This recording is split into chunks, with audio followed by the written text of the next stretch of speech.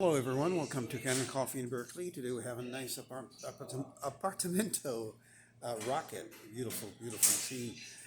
Came here, first of all, the customer was concerned about the space right here. As you see, I have two of them right here. It's from the manufacturer. It's pretty normal. Well, I checked inside, there is gaskets, nothing to worry about. All the apartamentos have this space right here. I have two on the left.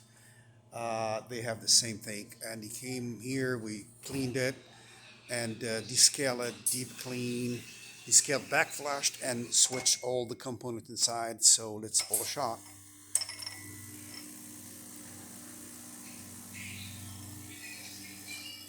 Beautiful, beautiful flow.